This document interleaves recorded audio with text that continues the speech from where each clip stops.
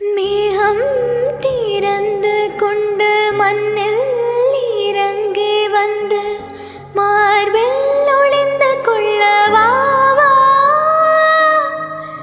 மார்பில் ஒளிந்து கொண்டால் மாறன் நம்பு வரும், கூந்தலில் ஒளிந்து கொள்ள வரவா.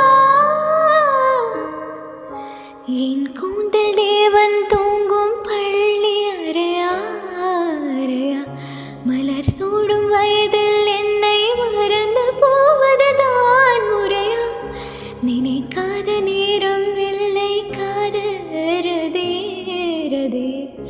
உன் பேரை சொன்னால் போதும் என்று வழிவிடும் காதல் நதி.